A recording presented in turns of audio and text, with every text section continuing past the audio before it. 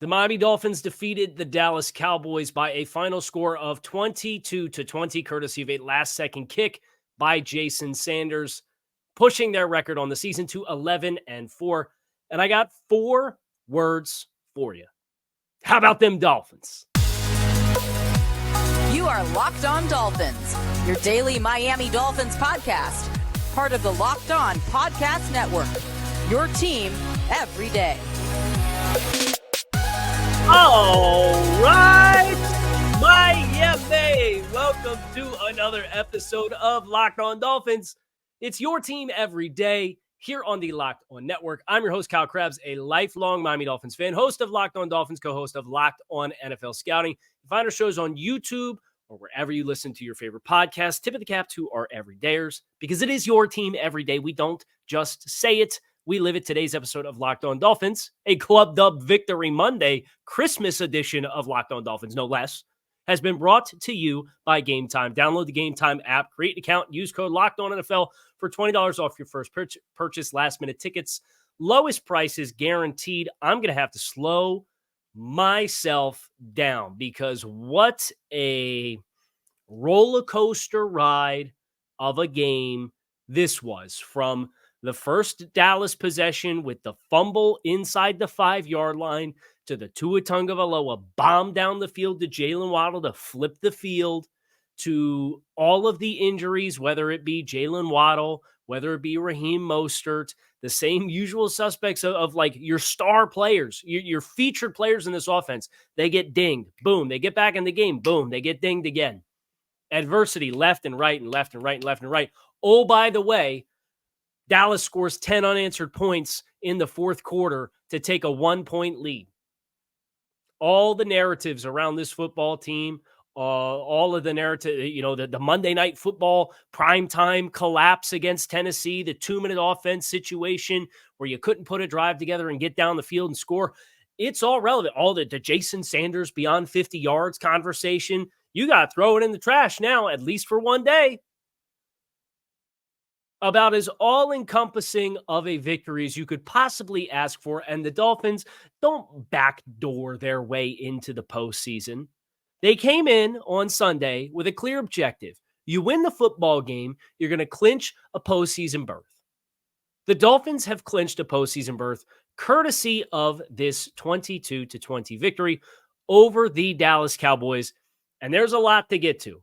And I'm sure all of the same talking heads who had all the same concerns coming into this football game. I can hear Colin Cowherd now. Not bad for fake Gucci, by the way. Am I right, Colin? I can hear Stephen A. now. All the concerns that you had coming in, you can look to and say, well, they didn't put the ball in the end zone. Is Tua Tagovailoa, the game-winning drive, they settled for the field goal. They didn't kick, they didn't score a touchdown. They didn't go for the kill. Okay, whatever. Keep moving the goalposts on this football team. I don't care. Whether you're a Dolphins fan who doesn't like the quarterback or whether you're a talking head who just wants to have some narrative to push. This is an answer to the narrative. And Buffalo Bills fans will look at it and say, oh, the fraud bowl was really entertaining, but it just proved because Dolphins needed the last second field. Whatever. Okay, don't care. Dolphins are 11-4. And the way in which they did it in this football game, in spite of going 1 of 4 in the red zone, in spite of averaging 3.5 yards per carry offensively, guess when they were able to run the football? Down the stretch in the final possession. And that's where, when I think about this football game, yeah, you got to talk about Jason Sanders and the effort that he had. But it's the final drive of the game. It's the final drive of the game that stands out to me because you went 12 plays, 64 yards in 3 minutes and 27 seconds to milk this clock and go all the way down. Devon Achane, run for 6, plus the face mask. Tua, short to Cedric Wilson. Tua, short to Tyreek Hill against off coverage. Tua misses Tyreek. You get to 2nd and 10. You say, okay, hold on to your butts. This is where this thing could unravel. We're on the fringe of field goal territory. You get a 7-yard gain to Alec Ingold. I'll be darned, Tyreek Hill. You get a perimeter screen. How poetic is it that you go into the 2-minute warning with a 3rd short?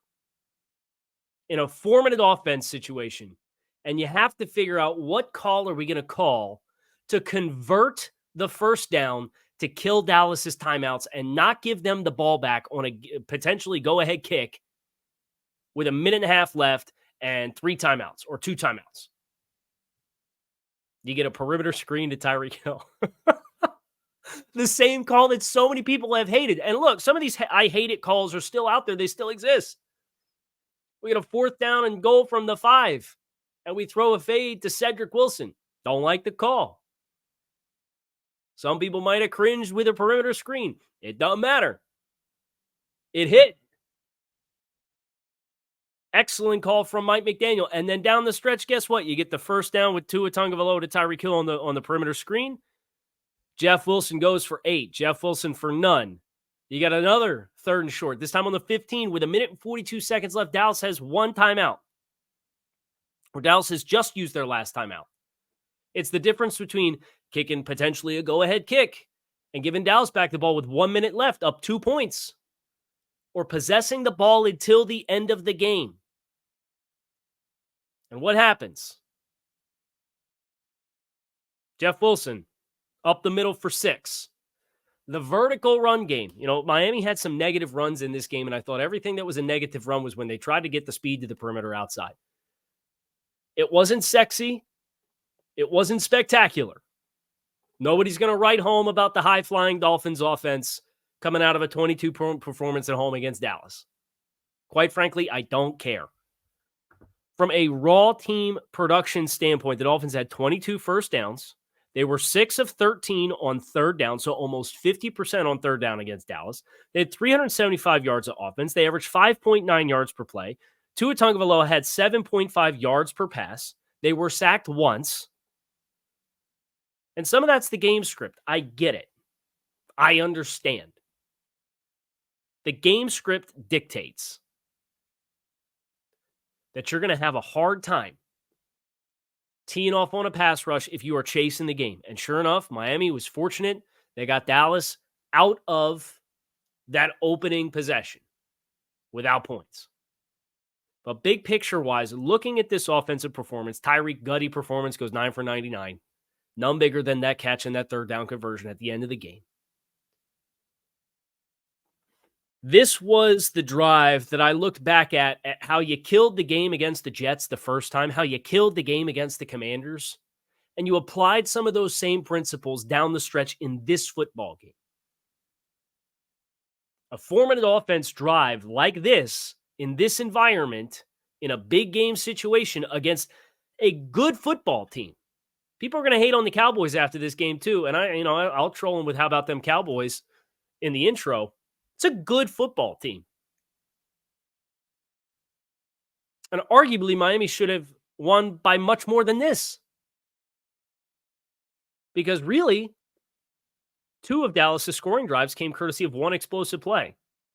The Jalen Tolbert catch in the second half over top of Xavier Howard, and the CeeDee Lamb catch and run where you had a miscommunication between Deshaun Elliott and Kader Kohou for a long catch and run touchdown to put Dallas up 7-3. That's neither here nor there. The Dolphins took the field with 3 minutes and change left, down 1 point, trailing for the first time since the first quarter. I guess early in the second quarter, technically. And everybody had a collective deep breath and said, okay, what do you got for me? What are you going to show?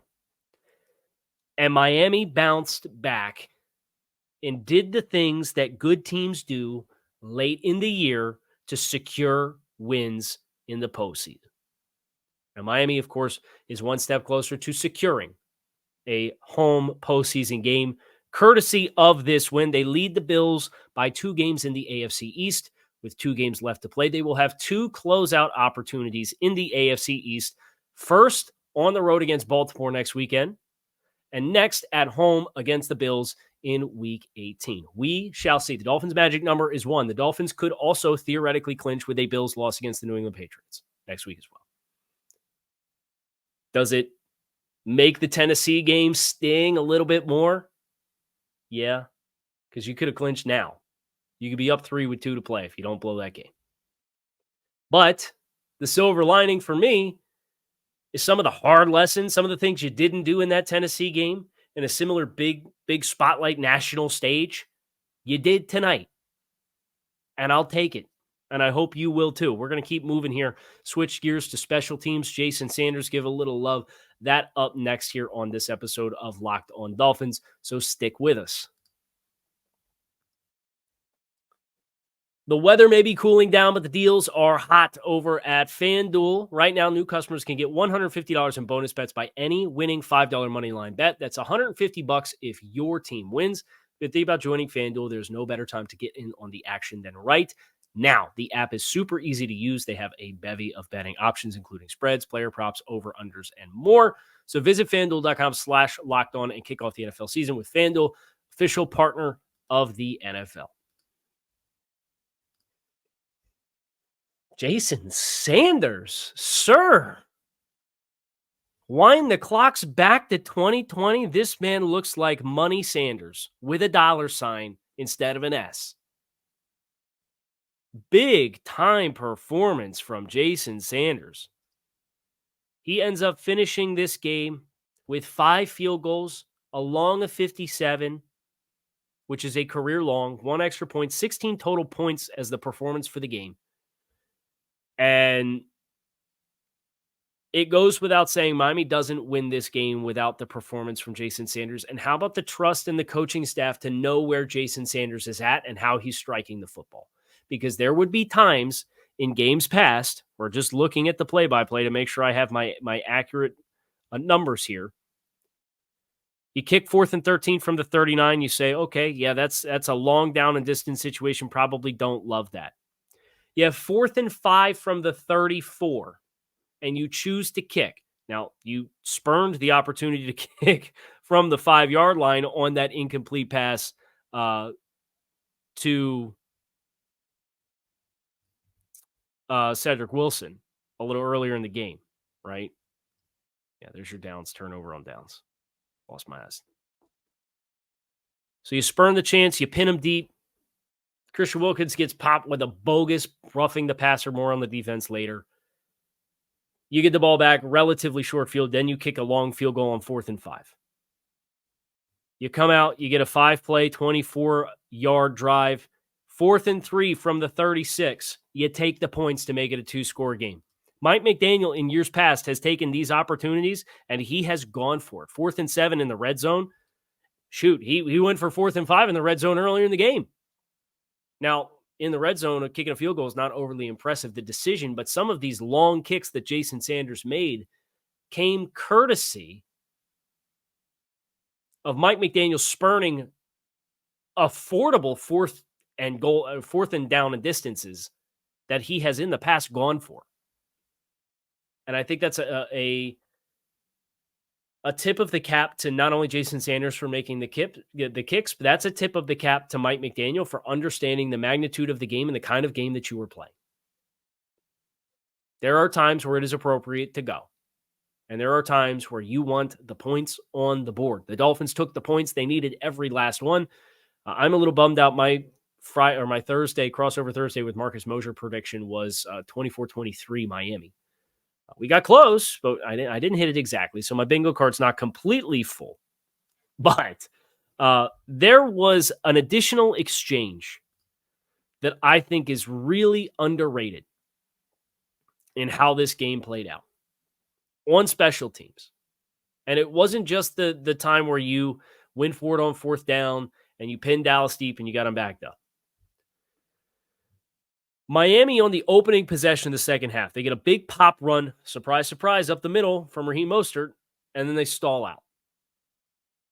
Get a perimeter run with to Raheem Mostert for 1 yard that kind of puts you behind the sticks, and then you're off schedule. You have to punt from your own 40-yard line.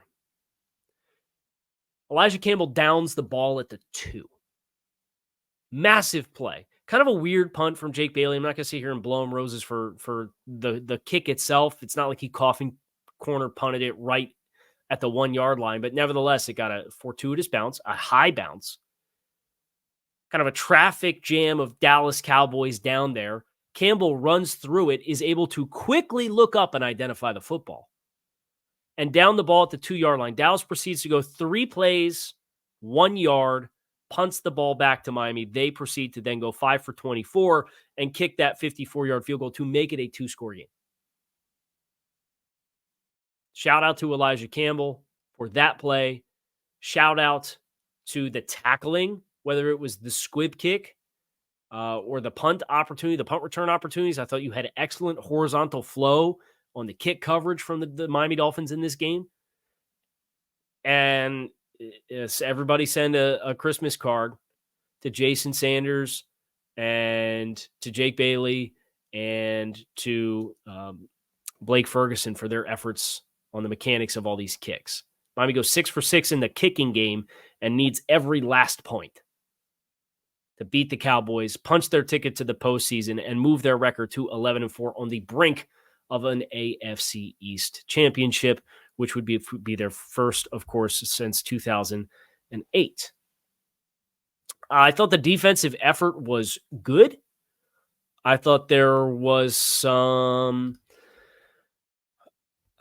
disappointing bounces of the ball, but I think by and large, the pass rush for Miami stood out as the biggest win. We're going to talk a little bit more about what Miami did from a defensive standpoint up next here on this episode of Locked On Dolphins.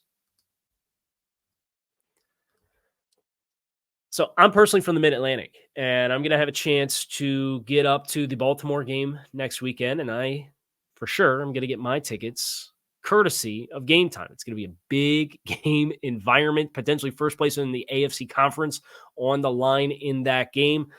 But Gametime has me covered because they're fully committed to finding me all of the ways and you to save money on tickets. It's the only ticketing app that gives you complete peace of mind with your purchase because you could see the view from your seat before you buy, so you know exactly what to expect. All-in prices show you your total upfront, so you know you're getting a great deal with no hidden fees. When you put the tickets in your shopping cart, it will have the full price available to you, and you can buy tickets in seconds with just a few taps on your phone. Take the stress and the guesswork out of buying tickets with Gametime. Download the Gametime app, create an account, use code LOCKEDONNFL for $20 off your first purchase. That's create an account, redeem code LOCKEDONNFL for $20 off. Terms do apply. Download Gametime today. Last minute tickets, lowest prices guaranteed. Miami's defensive pass rush effort. I think the thing that I admired about their effort on this side of things was they sacked Dak Prescott 4 times, which I believe sets a franchise record for sacks in a season. I think they're up at 52 now, if my memory serves me correctly. An impressive number with 2 games left to play. They may make a run at 60, which is a healthy number of sacks.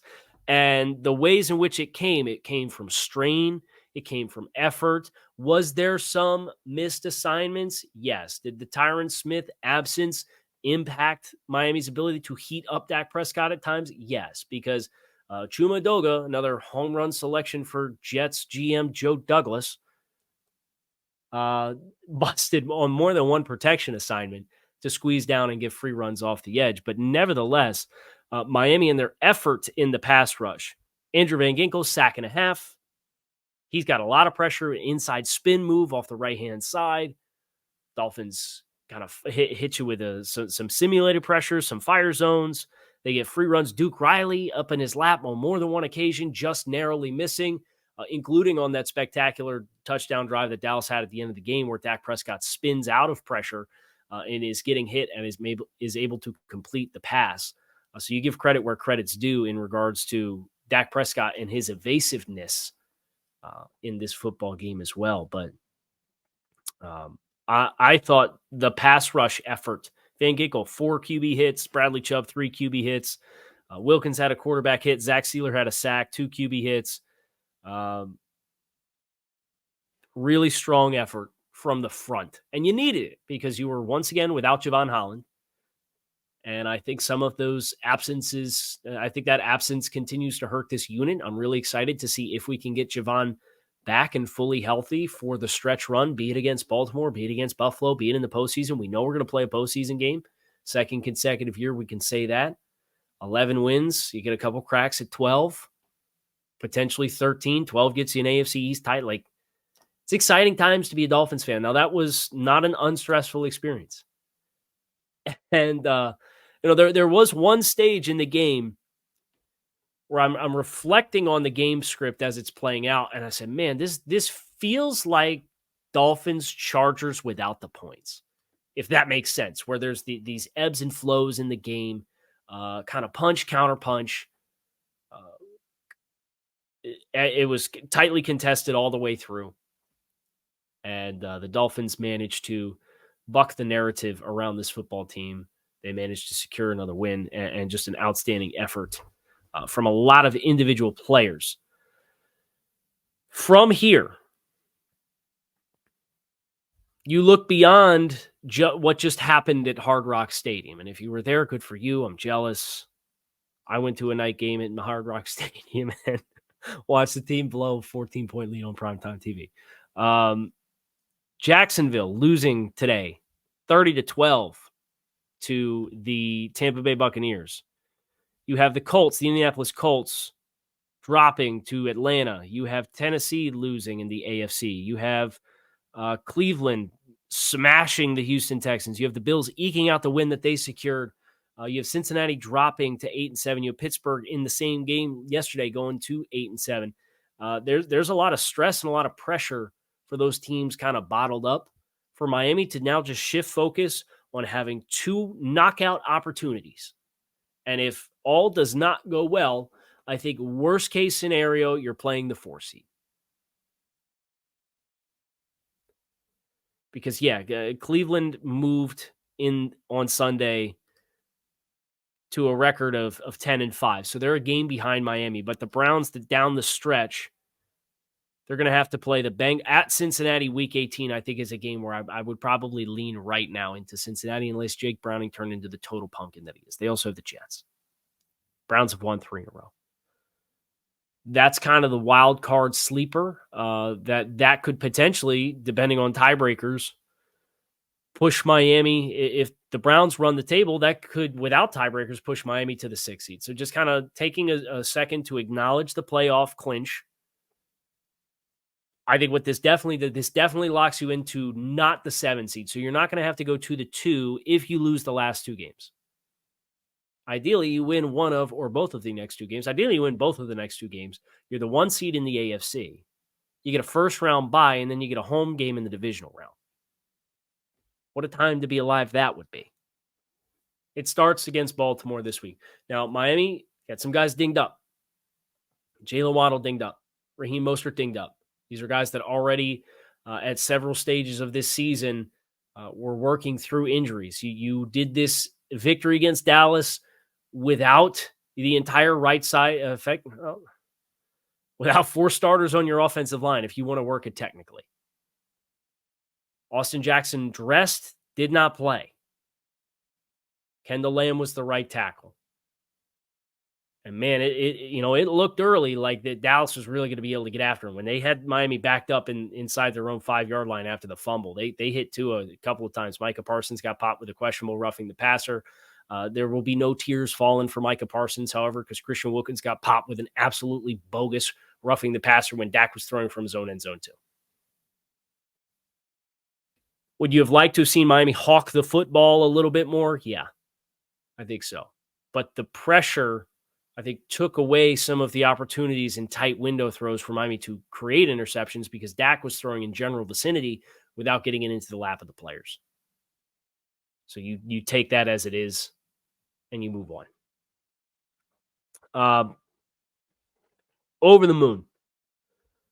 Over the moon thrilled that this Dolphins team came out, gave everybody a little bit of a jolt coming into the holidays before their game against Baltimore, at Baltimore, and then, of course, their home finale in the regular season against Buffalo.